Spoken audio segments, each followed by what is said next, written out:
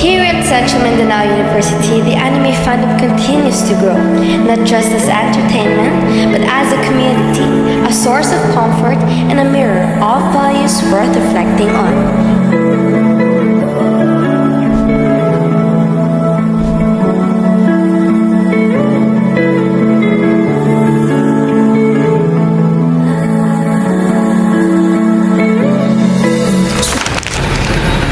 Today, we explore why anime resonates so deeply, how to see and influence students.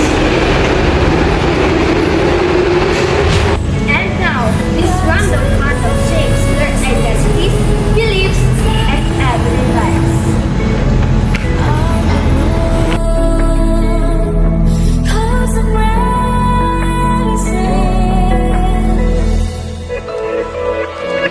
I am Nikaya Neil Kirk, RV Bas. I'm Christian Lloyd. Asher.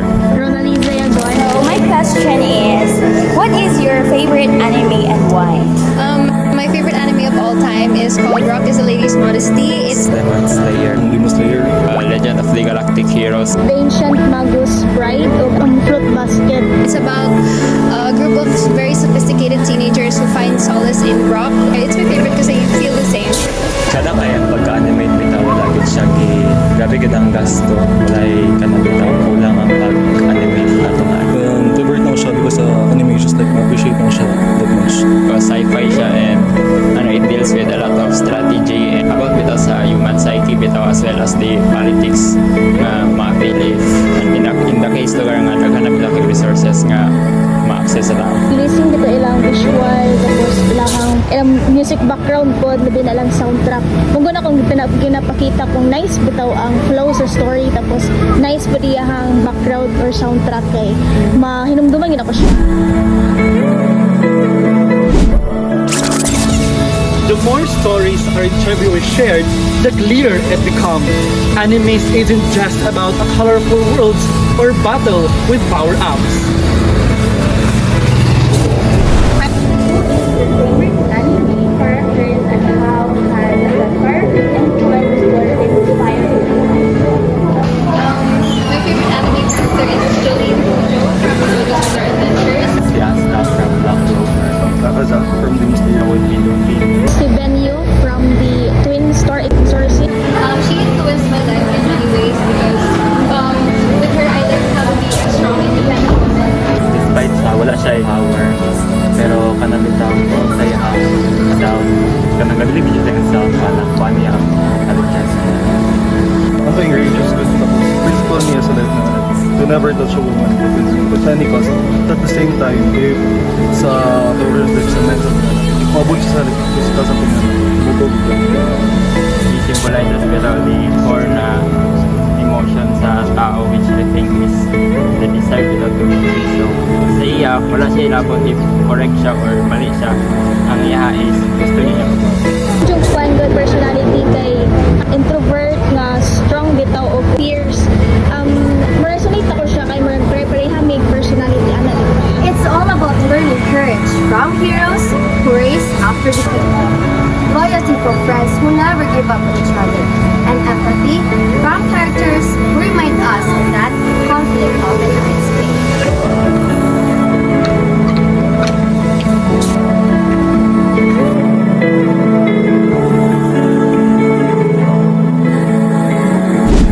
Here in CMU, Central Mindanao University, anime fandom thrives because it brings students together as fans, as creators, as individuals who they want to be. Third question, how does being an anime fan influence your identity or your daily life?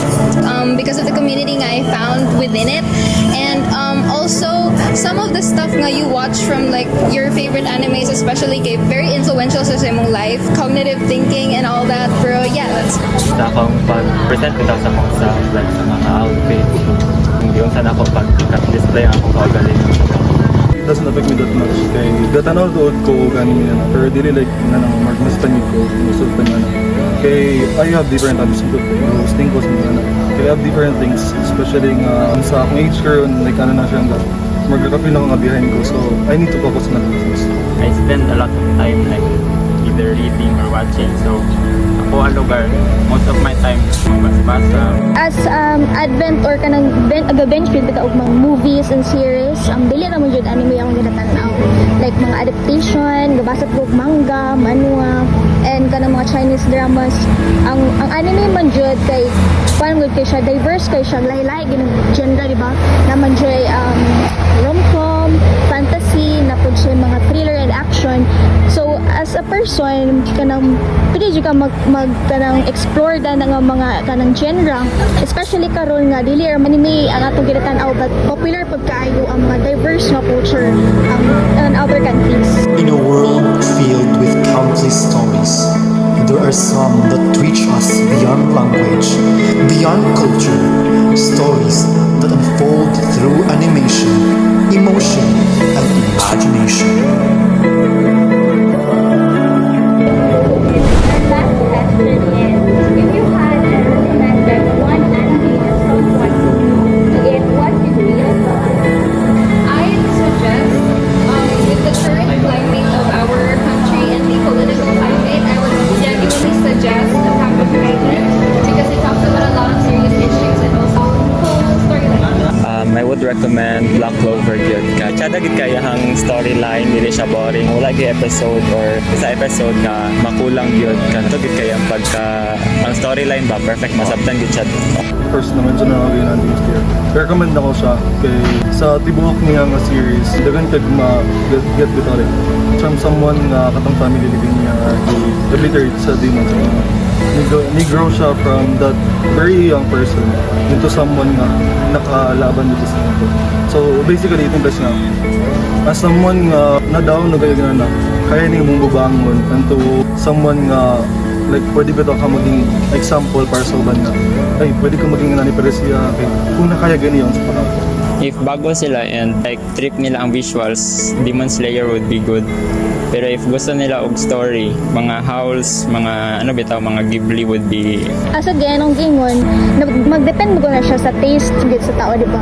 Kung ganahan kag romantic or mga rom-com, romantic and comedy, ang ako ma-suggest kay kanang mga classic nga kami sama Kiss, Golden Time, kaya mga current ito nga isekai nga mga series like ang Nani Starry Bride. This is more than a hobby. This is their story. For some, anime is an escape. For others, a companion during late night study This sessions. has been the Dreams of Phantom, Voices of CMU. Thank you for listening and thank you for celebrating the world of anime with us. Every person, like every character, carries a story, a struggle, and a strength of their own.